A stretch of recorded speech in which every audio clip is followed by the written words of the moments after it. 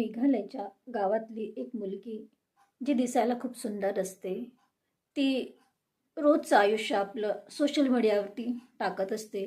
इंस्टाग्रामवरती, फेसबुकवरती आणि यूट्यूबवरती तिचे आपले चॅनल्स असतात आणि ती आपलं रोजचं आयुष्य सोशल मीडियावरती टाकत असते. ती हळूहळू प्रसिद्ध होते, लोक तिला पसंत करायला लागतात आणि तिचं नाव होते, तिला पैसा मिळते. पण तिचं सक्सेस त्या गावातील एक मुलगा पचवू शकत नाही आणि त्याला खूप तिचा राग येते, त्याला खूप जळजळ होते आणि त्याला असं वाटते की हिला आता आपण बदनाम करायला हवं आणि म्हणून तो अश्लील व्हिडिओ घेतो आणि तिचा इंस्टाग्रामवरून फोटो घेतो आणि तो AIच्या मदतीने त्या अश्लील व्हिडिओवरती तिचा फेस लावतो आणि त्या व्हिडिओला तो व्हायरल करतो. सगळ्यांना असं वाटते की तो व्हिडिओ त्या मुलीचा आहे आणि ती घाणेरडे व्हिडिओ करते असं तिच्या गावातील सगळ्या लोकांना वाटायला लागते आणि लोक तिला रागवतात. तिला म्हणतात की तू हे सगळं काम करायला यूट्यूबवरती आलेली आहे का? हे सगळं करायला तू सोशल मीडियावरती आलेली आहे का? ती मुलगी खूप रडते. ती सांगते की मी हे सगळं नाही करत, मला नाही माहिती हे कोणी केलेलं आहे.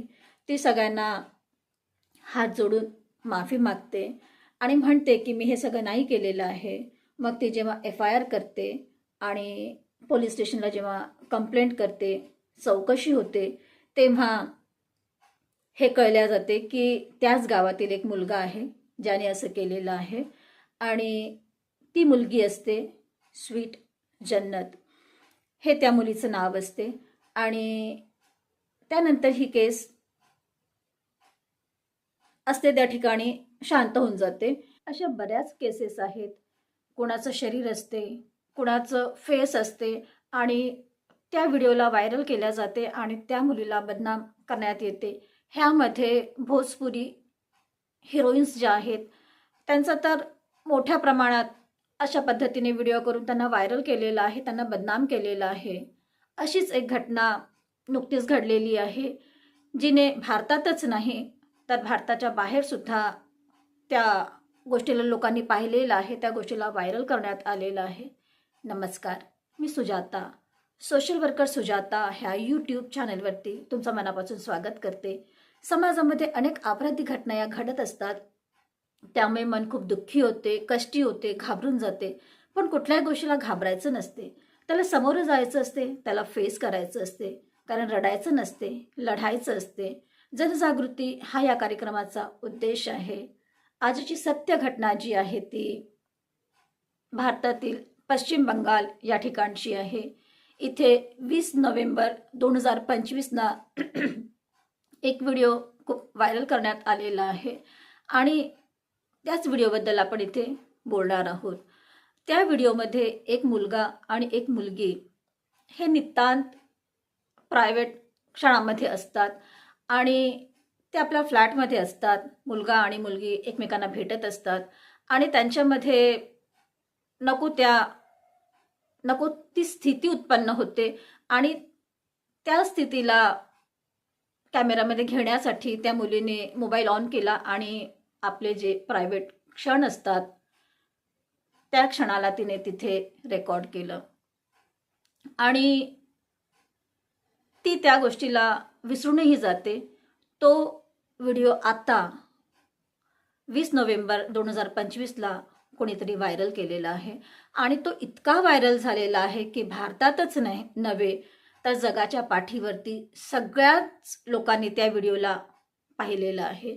तो व्हिडिओ बांगलामध्ये आहे, पण तरीही तो व्हिडिओ त्याच्यामध्ये काय होतं हे सगळं लोकांना कळत होतं आणि तो व्हिडिओ खूप व्हायरल झाला.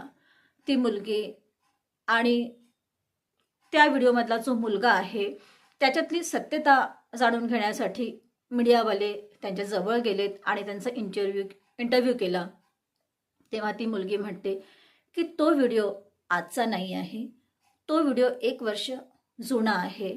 जेव्हा मी माझ्या मित्राला भेटायला त्याच्या फ्लॅटमध्ये गेली होती तेव्हा आमचे जे काही खाजगी क्षण होते, मला असं वाटलं की ते मी कॅमेऱ्यामध्ये घ्यायला पाहिजे आणि जेव्हा आम्हाला वेळ मिळेल तेव्हा आम्ही त्याला बघू, आणि म्हणून मी त्याला रेकॉर्ड केलेला आहे.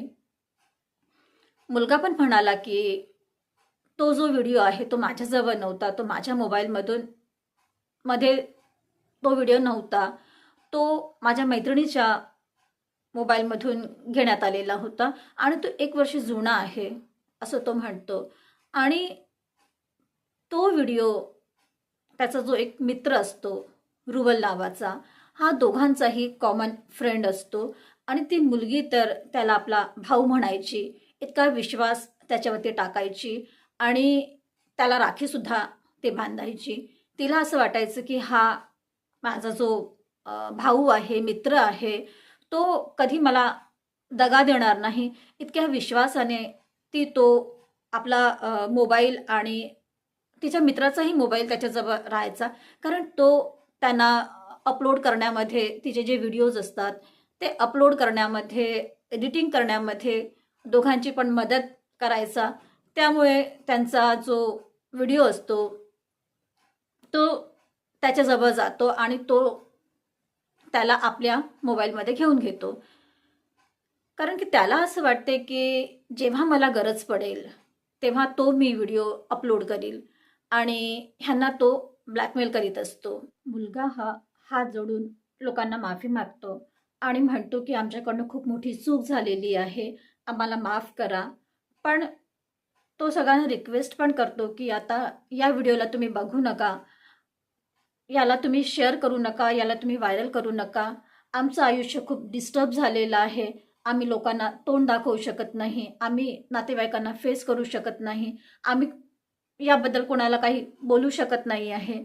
त्यामुळे तुम्ही आम्हाला माफ करा आणि आमचं जे खाजगी आयुष्य आहे ते तसंच राहू द्या, असं तो लोकांना रिक्वेस्ट करतो. आणि तो हेही म्हणतो की माझं माझ्या मैत्रिणीवरती खूप प्रेम आहे आणि आम्ही नेहमीच सोबत एकमेकांसोबत राहणार आहोत आणि आम्ही लग्नसुद्धा करणार आहोत, असं तो सांगतो. आणि तो जो रुबल आहे, ज्याने असं केलेलं आहे, त्याच्या विरुद्ध FIR करायला ते पोलीस स्टेशनला गेलेले आहेत. पोलीसवाल्यांनी त्यांना हे म्हटलेलं आहे की तुम्ही सायबर सेलमध्ये जा आणि त्याचा तपास करा. पोलीसवाले आपलं काम करत आहेत. रुबलला त्यांनी ताब्यात घेतलेलं आहे आणि पुढे काय होणार आहे, त्याला किती शिक्षा होणार आहे हे तर आपल्याला नंतर कळेल. पण आज हे जे झालेलं आहे ते खूप वाईट झालेलं आहे. ते दोघंही, जो मुलगा आणि मुलगी, हे नावाजलेले कॉन्टेंट क्रिएटर आहेत आणि बांगलामध्ये त्यांचे चॅनल्स आहेत आणि पश्चिम बंगालमध्ये ते घरोघरी खूप प्रसिद्ध आहेत. त्यांना नाव पण आहे, त्यांच्याकडे पैसा पण आहे, नेम आणि फेम दोन्ही गोष्टी त्यांच्याकडे आहेत. ह्या सगळ्या गोष्टीला रुबल जळत होता. त्याला असं वाटत होतं की ह्यांच्याकडे खूप पैसा येत आहे, यांना खूप फेम मिळत आहे आणि लोक यांना ओळखायला लागलेले आहेत, लोक यांना मानायला लागलेले आहेत आणि घरोघरी हे ओळखल्या जात आहेत. हे त्याला आवडलं नाही आणि म्हणून त्याला तो जेव्हा व्हिडिओ मिळाला तेव्हा त्याने तो व्हिडिओ आपल्या स्वतःच्या मोबाईलमध्ये घेतलं आणि तो संधीची वाट बघत होता. तो यांना ब्लॅकमेल करत होता आणि त्याला असं वाटलं की हा व्हिडिओ मी जेव्हा अपलोड करील तेव्हा हे बदनाम होतील आणि मरण्याच्या स्थितीमध्ये हे लोक येतील आणि त्या मुलाला आणि त्या मुलीला खरोखरच असंच या स्थितीमध्ये ते लोक आले होते. त्या मुलीला नको ते विचार तिच्या डोक्यामध्ये येत होते. तिला असं वाटत होतं की आपण आता आपलं आयुष्य संपवायला पाहिजे. पण त्या मुलाने आपल्या मैत्रिणीला धीर दिला, पोलीस स्टेशनमध्ये गेले आणि त्यांनी FIR केलेली आहे. आता याचा शोध होतच आहे. पुढे काय होणार आहे हे आपल्याला कळणार आहे. तुम्ही पाहताय social worker Sujata, real crime stories, ज्यामध्ये सत्य आहे पण त्यावरती विश्वास ठेवणं कठीण आहे. परत भेटूया पुढल्या वळणावरती. तेव्हापर्यंत लाईक करा, कमेंट्स करा, शेअर करा आणि सबस्क्राईब तर कराच करा.